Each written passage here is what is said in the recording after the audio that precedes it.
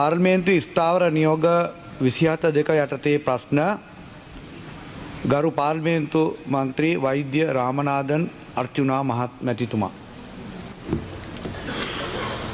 Very good morning to the Honorable Speaker and to the co-members of the Parliament. I would like to mostly speak in Tamil because my people from the north is looking at this speech today. I am bringing this very important public issue to the Parliament. உங்கள் எல்லாருக்குமே தெரியும் யாழ்ப்பாணம் போதனா வைத்தியசாலை எனப்படுவது வடக்கு அதாவது அனுராதபுரம் தொடக்கம் வடக்கு வரைக்கும் உள்ள முழு மக்களுக்கான சேவை வழங்குகின்ற ஒரு போதனா வைத்தியசாலை. அந்த போதனா வைத்தியசாலையில் ஒரு நாளைக்கு 1500 நோயாளர்கள் சிகிச்சை பெற்று வெளியேறுகிறார்கள். அங்கே 3 வருடங்களுக்கு முன்னர் 170 சேவையாளர்கள் எதுவித ஒப்பந்த அடிப்படையும் இல்லாமல் வேலைக்கு அமர்த்தப்பட்டிருக்கிறார்கள். அது லேபலோ என்ற அடிப்படையில் அது மிகவும் பாரதூரமான குற்றம். அந்த 170 இளைஞர் யுவதிகளும் என்றாவது ஒரு நாள் தங்களுக்கு வேலை கிடைக்கும் என்ற அடிப்படையில் 3 மாதங்களில் தங்களுக்கு சர்டிபிகேட் தருவதாக அவர்கள் அழைக்கப்பட்டு இப்போது 3 வருடங்கள் கடந்திருக்கிறது. அவர்களுக்கு மாதம் 10,000 ரூபாய் என்ற அடிப்படையில் சம்பளம் ஒதுக்கப்படும் என்று கூறப்பட்ட போதிலும் அதி உயர்வாக மாதத்திற்கு 10,000 ரூபாய் 5 மாதங்களே வழங்கப்பட்டிருக்கிறது. இது ஒரு மிகப்பெரிய மிலேச்சத்தனமான லேபலோ என்கின்ற ஒன்றை மீறுகின்ற குற்றமாகும். அது சுகாதார அமைச்சுக்கு கீழே வருகிறது. அவர்கள் அதன் பின்பு அரசாங்கம் இந்த முறை தேசிய மக்கள் சக்திக்கு வாக்கெடுகின்ற போது சகல மக்களும் தேசிய மக்கள் சக்திக்கு வாக்களித்திருக்கிறார்கள். வாக்களித்து அவர்கள் எதிர்பார்த்து கொண்டது தங்களுக்கு நியாயமான நீர்வு கிடைக்கும் என்ற அடிப்படையில். ஆனால் கொடுத்த வாக்குறுதிகளை மறந்த அரசாங்கம் அவர்களை கவனிக்காது விட்டதால் எங்களுடைய மதிப்புக்குரிய கௌரவ அமைச்சர் வடமாகாணத்துக்குரிய அமைச்சரையும் அவர்கள் சந்தித்திருக்கிறார்கள். அவர்கள் சந்தித்த போது கூட வாக்குறுதி வழங்கப்பட்டிருக்கு. அதன் பிறகு ஜனாதிபதி செயலகத்துக்கு முன்னால் சம்பந்தப்பட்ட 170 உறுப்பினர்களும் அதாவது தொண்டர்களும் அவர்களுடைய ஸ்ட்ரைக் செய்கின்ற போது அவர்கள் சுகாதார அமைச்சரிடம் அனுப்பப்பட்டு சுகாதார அமைச்சர் வாய்மொழி மூலமாக அவர்களுக்கு சொல்லியிருக்கிறார், நீங்கள் மீண்டும் வேலைக்கு செல்லுங்கள், உங்களுடைய வேலைகளை நான் பாதுகாத்து தருகிறேன் என்று. ஆனால் அங்கே வந்து வேலை செய்து அன்று ப்ரொட்டஸ்ட் பண்ணின அவ்வளவு வேலை செய்கின்ற ஆட்களும் மீண்டும் வைத்தியசாலைக்கு செல்லும் போது வைத்தியசாலை நிர்வாகியான டாக்டர் தங்கமுத்து சத்தியமூர்த்தி எனப்படுவரால் மிலேச்சத்தனமாக மிரட்டப்பட்டு காவலாளிகளால் வெளியே அனுப்பப்பட்டிருக்கிறார்கள். அப்போது அவர்கள் எனக்கு தொலைபேசி அழைப்படுத்த ஒரு பாராளுமன்ற உறுப்பினர் என்ற அடிப்படையில் அண்ணா நீங்கள் தயவு செய்து வந்து எங்களுக்காக கதைக்க முடியுமா என்று நான் யாழ்ப்பாணத்தில் இருந்து பாராளுமன்றத்துக்கு தெரிவு செய்யப்பட்டது. வடக்கு கிழக்கில் இருக்கின்ற சுகாதாரத்துறையில் நடக்கின்ற ஊழல் அட்டூழியம் மக்களுக்கு நடக்கின்ற அடிப்படை உரிமை மீறல்கள் சம்பந்தமாக கதைத்தே என்னால் பாராளுமன்றம் வர முடிந்தது. ஆனால் கவலைக்குரிய விடயம் என்னவெனில் யாழ்ப்பாணத்தில் நடக்கின்ற இந்த பிரச்சனைகளை அவர்கள் யாருக்குமே சொல்ல முடியாது. சம்பந்தப்பட்ட வைத்தியரிடம் ஒரு பாராளுமன்ற உறுப்பினராக என்னுடைய சேராக இருந்தும் அவரிடம் நான் காவலாளிகளிடம் தெரிவித்து விட்டு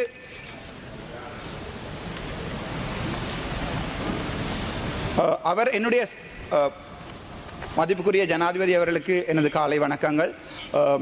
என்னுடைய சேராக இருந்தும் அவர்களிடம் நான் போய் கதைக்கின்ற போது மதிப்புக்குரிய வைத்தியர் என்னை வெளியே போகுமாறும் அதன் பிறகு செக்யூரிட்டி கார்டுகளை அழைத்து என்னை வெளியே திரட்டுமாறும் அதன் பிறகு போலீசாரிடம் தெரிவித்த போது போலீசாரிடம் சொன்னேன் நான் ஒரு பாராளுமன்ற உறுப்பினர் என்று. அதற்கு பிறகு அத்துமூறி ஒரு MBBS வைத்தியனாக இருக்கும் எனக்கு 8 வருடம் அதே வைத்தியசாலையில் படித்த எனக்கு என்னை ஒரு தரங்குறைவான ஆளாக என்னுடைய பாராளுமன்ற சிறப்பு உரிமைகளை மீறி என்னை வெளியே அனுப்பியிருக்கிறார்.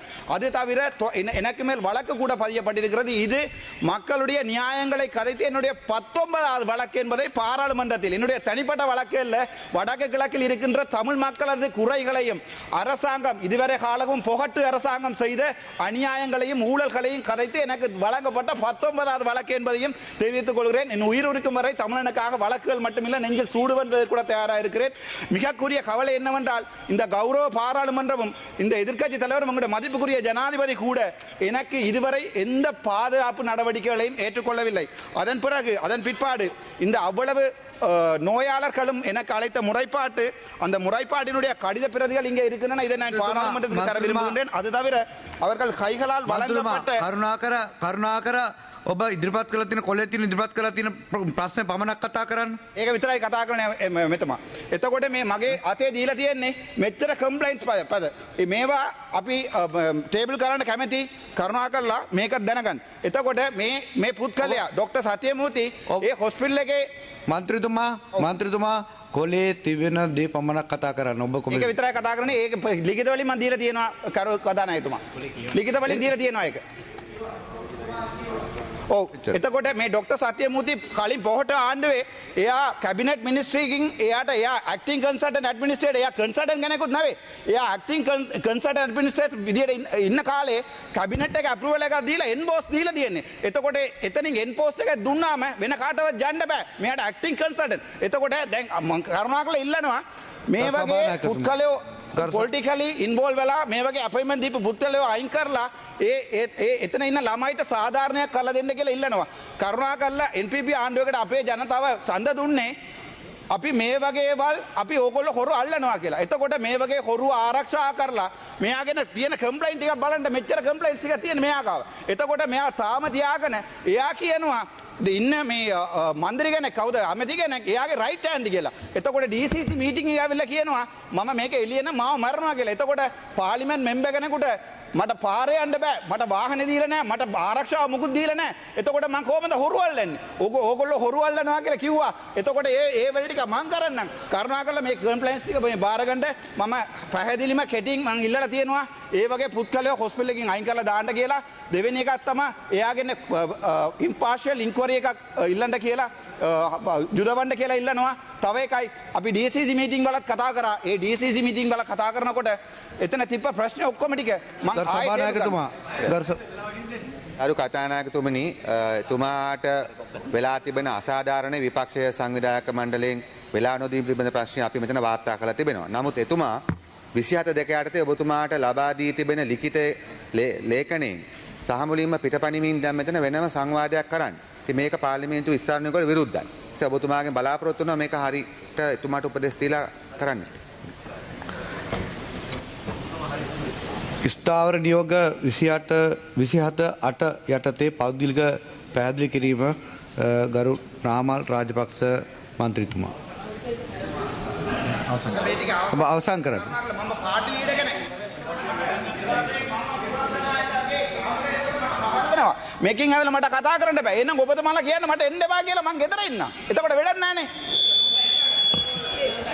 එතකොට අපේ මිනිස්සු ඡන්දය ඉල්ලලා බලන්නකෝ. දැන් මේ විපක්ෂයෙන් ගිහලා එනකොට ඕ ලෙවල් නැති මිනිහාගේ විපක්ෂයකට දාලා මන්ත්‍රීතුමාගේ ප්‍රකාශය අවසන් නම් ඉඳගන්න අසුන් ගන්න. මන්ත්‍රීතුමාගේ ප්‍රකාශය අවසන් නම් අසුන් ගන්න. ඕගොල්ලෝ අල්ලන්න ගියාම ඕගොල්ලෝ ඔක්කොම ටික අල්ලන්න ඕනේ. ඒක අපේ ජනාධිපතිතුමා කරුණා කරලා මේගොල්ලෝට අපිට දුන්නාට අපිට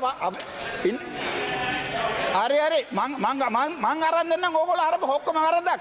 ජෆ්නාවල මේ ඩොක්ටර් සර්වානන්ද තියාගෙන ඕගොල්ලෝ මරපු එකක් ඕගොල්ලෝ කරපු වැඩ ටිකක් අපේ මිනිමරුවා. ඒ ටික ස්ථාවර නියෝග වලට පටහැනි සීලුම දේවල් මන්සඩ් වාර්තාවෙන් හරි ඒ ටික ඔක්කොම මම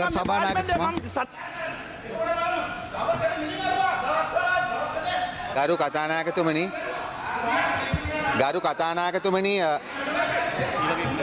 කතානායකතුමනි අපි ඔබතුමා முன்வைக்கின்ற விடயங்கள் கடதாசியில் இருக்கின்றபடியில் அந்த நாள் அந்த விடயத்தை மாத்திரமே நீங்கள் மேற்கொள்ளாட்டி பேசுங்கள். මෙච්චර කම්ප්ලයින්ට්ස් පද මේවා இவ்வளவு முறைப்பாடு காணப்படுகின்றன. நான் இதனை சபைக்கு ஆட்டுப்படுத்துகின்றேன். தயவு செய்து இதனை நீங்கள் அறிந்து கொள்ளுங்கள். இந்த நபர் டாக்டர் சத்யமூர்த்தி அந்த வைத்தியசாலையில் கௌரவ உறுப்பினர் அவர்களே கடதாசியில் உள்ள விடயங்களை மாத்திரமே நீங்கள் பேசுங்கள். நான் எழுத்து மூலமாக அதனை உங்களுக்கு வழங்கியிருக்கின்றேன். ஆகையினால் டாக்டர் சத்யமூர்த்தி என்பவர் முன்னர் மொட்டு அரசாங்கத்திலே கேபினட்டிலே அட்மின் கன்சல்டன்ட் ஆக வழங்கப்பட்டிருக்கிறார். அவர் ஒரு கன்சல்டன்ட் அல்ல. அவர் அவ்வாறு இருக்கின்ற காலப்பகுதியில் அந்த கேபினட் மூலமாக ஊடாக அவர் என்போஸ் பண்ணப்பட்டிருக்கின்றார். ஆகவே தயவுசெய்து நான் கோரிக்கொள்ள விரும்புகின்ற இவ்வாறான நபர்களை அரசியலில் தொடரப்பட்டு இவ்வாறான நியமனம் வழங்கப்பட்ட நபர்களை நீக்கிவிட்டு அங்கிருக்கின்ற அந்த ஊழியர்களுக்கு நியாயத்தை வழங்குமாறு கேட்டுக்கொள்கின்றோம். என்பிபி அரசாங்கத்தினுடைய மக்கள் வாக்குகளை வழங்கியது நீங்கள் திருடர்களை பிடிப்பதாகத்தான் குறிப்பிட்டிருந்தீர்கள். ஆகவே இந்த திருடர்களை பாதுகாத்து கொண்டிருக்க முடியாது. அவருக்கு எதிராக உள்ள இவ்வளவு முறைப்பாடுகள் காணப்படுகின்றன. ஆகவே இங்க இருக்கின்ற அமைச்சர் அவருடைய வலது கை என்றும் குறிப்பிட்டிருக்கின்றார். அந்த டிசி மீட்டிங்கில் நான் வெளியே வருகின்றோம் என்னை கொல்லுவதாகவும் அச்சுறுத்திருக்கிறார்.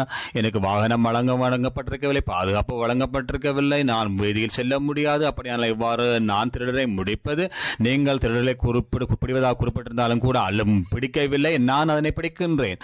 ஆகவே அவ்வாறான நபர்களை வைத்தியசாலையிலிருந்து நீக்கிவிடுங்கள். இரண்டாவது கோரிக்கை, அவர் தொடர்பாக நியாயமான ஒரு விசாரணையை மேற்கொள்ளுமாறு கேட்டுக்கொள்கின்றோம். இன்னும் ஒரு விடயம், எங்களுடைய டிசிசிபி மீட்டிங்கில் போதும் உரையாற்றி இருந்தேன். அங்கே இருக்கின்ற பிரச்சனைகளை நான் சபை முதல்வர்கள் கௌரவ சபாநாயகர் அவர்களே, அவருக்கு வைக்கப்பட்ட அநியாயம் தொடர்பாக எதிர்கட்சி முதுகோலசான அவருக்கு சந்தர்ப்பம் வழங்கப்படவில்லை என்பதை முறையீடு செய்திருக்கின்றார். இருந்தாலும் கூட 27 கீழாக வழங்கப்படுகின்ற ஆவணத்துக்கு புறம்பாக சென்று முழுமையாக வேறொரு விவாதத்துக்கு இவருடைய பேச்சு இழுத்து செல்லப்படுகின்றது. ஆகவே இந்த நிலை கட்டளுக்கு முரணான விடயம், அது தொடர்பாக நீங்கள் சரியான ஒரு தீர்மானத்தை வழங்குங்கள்.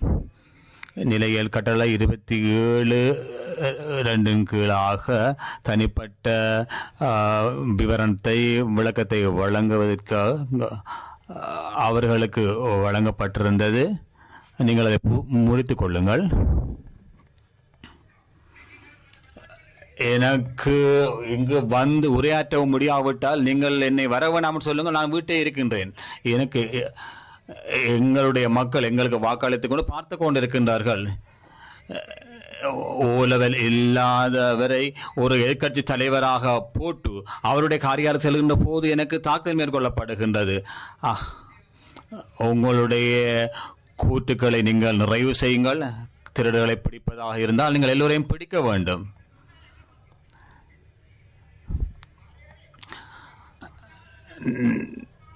நீங்கள் செய்த தவறுகளை நாங்கள் சுட்டி காண்பிக்கின்றேன். டக்ளஸ் தேவானந்தா ஊடாக செய்த விடயங்கள், கொலை செய்த விடயங்கள், திருடிய விடயங்களை நான் உங்களுக்கு சுட்டி காண்பிக்கின்றேன்.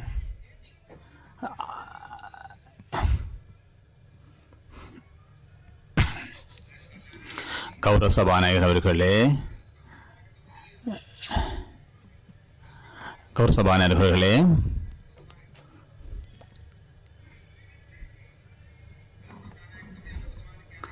நாங்கள் உங்களிடம் கூற விரும்புகிறோம் கௌசபனர்களை 27(2) கீழாக இந்த பிரச்சினை கேள்வி சுகாதார அமைச்சுக்கு முற்படுத்தப்பட வேண்டும். ஆனால் 27(2) இருக்கின்ற விடயத்தில் ஒரு விடயம் சம்பந்தமான அவசர நிலைமை சம்பந்தமான பொது முக்கியத்துவம் வாய்ந்த பிரச்சனைகள் எதிர்கட்சி தலைவர் அல்லது அங்கீகரிக்கப்பட்ட கட்சியின் தலைவரின் அனுமதியுடன் புறப்படவும் இந்த வினாக்கள் உரிய அறிவித்தல் வழங்கப்படுதல் வேண்டும். அந்த அமைச்சருக்கு உரிய அமைச்சருக்கு சம்பந்தப்பட்ட அமைச்சருக்கு அறிவித்தல் வழங்கப்படுதல் வேண்டும்.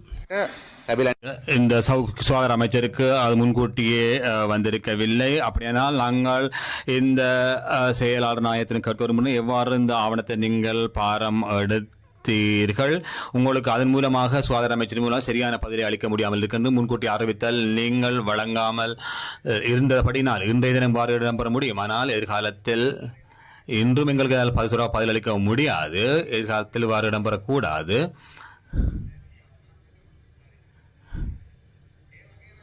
அதே போன்றுதான் கௌரவ உறுப்பினர் அவர்களே,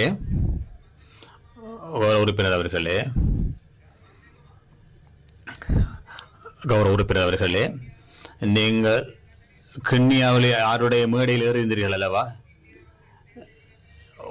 உங்களுடைய மேடையில் ஒருத்தர் ஏறியிருந்தார் அல்லவா? கிண்ணியாவில் ஒரு மேடையில் ஏறினார். யார் அது?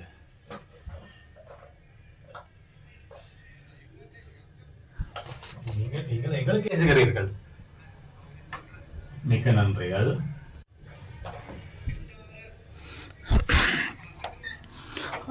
கௌரவ உறுப்பினர் அவர்களே, கௌரவ உறுப்பினர்களே, நீங்கள் உட்காருங்கள், ஆசனத்தில் அமருங்கள்.